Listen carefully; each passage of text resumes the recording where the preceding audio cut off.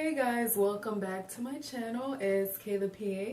Now, I'm going to tell you guys this crazy story. This is my first story time. And I'm going to tell you this crazy story about a near fatal accident that I was in while I was working as an EMT. It involved a wrong way driver crashing into us, into the ambulance. And honestly, I'm just going to give you the details right now. It was crazy. And I'm just thankful to be alive today.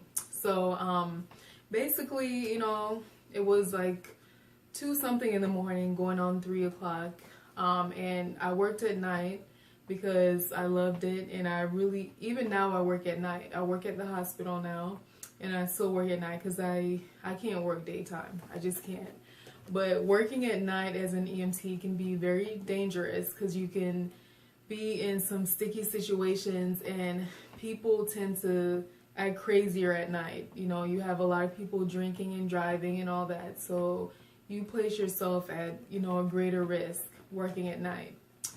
So, so it was really dark that night and we were just, vibing. We're going to, I think it was a medical alert call alarm call where, like life alert or something like that, where they press that button when they fall and then you go check on them to make sure they're okay. And I think that call ended up getting canceled. So I almost died over a canceled medical alarm. Isn't that crazy? But yeah, so basically we're going to that call and then we're just there driving. I was just chilling, we're listening to music, and we're going to the call, and out of nowhere we just see headlights coming towards us, and I'm thinking, okay, well, that can't be real because that car is supposed to be all the way on the other side of the highway, so they can't be possibly coming towards us. So I'm looking, even though I wear glasses, I'm just like, okay, I'm not that blind, I see headlights coming towards us. So we were both like looking like, okay, what's going on? And then, I just yelled his name, and, he swerved, tried to swerve out the way, but this car just crashed right into us. And we end up on the other side of the highway and it landed on my side. So it was just like flipped onto my side, the passenger side. It just felt very, very unreal.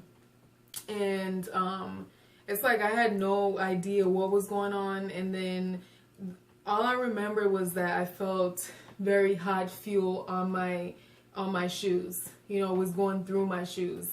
So I felt hot fuel on my shoes. And like I'm thinking, okay, well, this ambulance is just going to blow up. That's all I was thinking. I'm yelling at my partner. I'm just like, oh my gosh, we're going to die. This ambulance is going to blow up.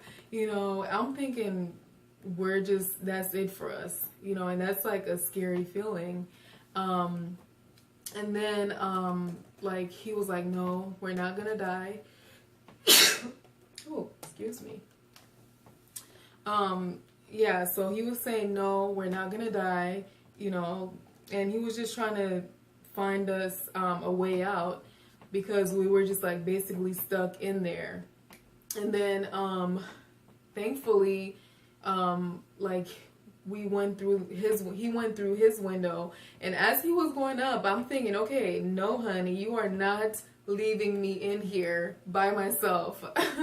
So I'm here grabbing his leg. I'm like, no, don't leave me. And he's like, I'm not going to leave you. I'm just going to try and get out and, help you up. So then, and one reason I thought we're going to blow up was because on that same highway, there were a few wrong way accidents. And a few of those people were students that went to my university and they actually died. So every wrong way accident that I saw previously, the people died. So I'm thinking, okay, it's my turn. And that was scary. So and someone's car actually blew up, was caught on fire. So I'm thinking, okay, this is the same scenario. So, back to what I was saying. So basically, he got out through his window, and he helped me. He grabbed and helped me out, and but at this time, the ambulance was flipped onto my side, and we're like on top of it. So we're like probably 15 feet in the air, and then we saw.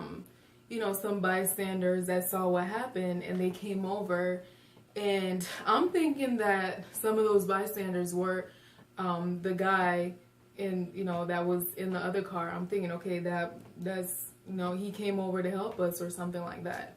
And come to find out, he actually died. Like, he was on top of the median, the concrete part of the median. He was on top of that, the barricade, and it took forever for them to extricate him because he was just like stuck in there. Like, his car was just like a sardine can. It was just crushed, and he was just like stuck in there.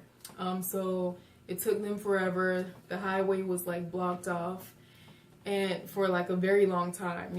All this was on the news. It was crazy that day. And then he back to what I was saying, like, my partner and I was at the top of the ambulance, and then the bystanders actually told us, okay, just jump. And my partner was like, you go first, you have to jump down. And I'm thinking, no, I'm not jumping. Like, you guys are crazy. I'm this high up in the air. I'm not jumping. And then, I was already scared. And then they were like, come on, we'll help you, and it was some guys that caught me. And they helped him down, and then I was just like shaking. I wasn't crying, but I was like screaming, and I just couldn't stop screaming. And then I was just shaking because I'm just like, I can't believe this just happened. And thankfully, I only had like minor hip and back pain, and that was it. And thankfully, I didn't have any broken bones or anything. He didn't have any broken bones or anything. And, we were very, very blessed because that could have ended differently. And thankfully, we were in the ambulance that we were in that day. We weren't in the one that can deal with that impact. If we were in the van, the new kind of ambulances, we may not have survived. And I'm kind of happy that the car hit us and not like another car, because if it ended up hitting another car, they wouldn't have survived, so, maybe that's what was supposed to happen, for that reason. And honestly, I don't know, it was just a scary moment for me. And working at night was never the same again. I actually started working during the day because, when I was working at night and it was dark, it was just hard for me because I'm thinking, okay, the same thing's going to happen again. And when you work at night and you work in the dark, sometimes it's kind of cool, but then it's kind of scary because sometimes terrible things happen, because people tend to be crazier at night. And then, the freaks come out at night. Yeah, I know you heard that saying. So that's basically what happens sometimes. And, you have the drunk drivers, and sometimes the domestic situations happen a lot during the nighttime. So you never know what you're going to face. I mean, I've been chased by dogs. I jumped on the stretcher while there was like an autistic kid on the stretcher because this freaking big old dog came out running. The dog was supposed to be tied up, and then I just saw this dog like running towards me. I jumped on that stretcher so fast. Like, honestly, you would have thought I was like an Olympic athlete, how I jumped on that stretcher. Oh my gosh, I was terrified. Whew. But it's like I could laugh at it now, but in the moment it was scary. But I have some interesting stories, but I decided to start working at the hospital because of that. Like I worked during the day, I still didn't feel completely safe, you know, doing EMS after a while, because it's just so much that comes with it, you know. And I'm like one of those girls, like I don't like, I'm scared of dogs, you know. And you know, I just feel like sometimes you put yourself in harm's way to do that job. That's why I have to respect those people that do EMS work, because you put your life in danger to help other people. I certainly did. And, you know, I'm just happy that my partner and I are safe. You know, we came out without a scratch, you know, maybe minor scratches, but nothing serious. And he also works at the hospital, but he's like trying to still be a firefighter, so that's what he chooses. I'm not choosing that. You know, I'm going the PA route. I feel safer at the hospital. Of course, anything can happen there, but I just feel, you know, like it's a safer environment for me. And I just want to say, like, if you drink and you drive, you know, just think about what you can possibly do to another person. Someone could have just like killed me or killed my partner because they chose to get high and drink and drive, you know. And it's like, it's a selfish act, you know. So I would say, like, you know, if you want to go party, take a Uber, you know, take Uber, have a friend drive you home, but don't be selfish. Don't drink and drive and put someone else's life at risk, you know. So I just, you know, I'm blessed. I'm really thankful to be alive. Like, that whole situation feels like a blur right now. I don't have like flashbacks or nightmares or anything, but I'm just thankful. I feel like I have purpose in my life. I have a reason to be thankful to be alive. Even like on my birthdays or any special occasion, I'm not thinking about gifts anymore. I'm thankful to be here, be alive, be able to, you know, impact someone else's life. Like, I'm working towards becoming a PA, and that's what my focus is, and I'm thankful that I'm able to do that.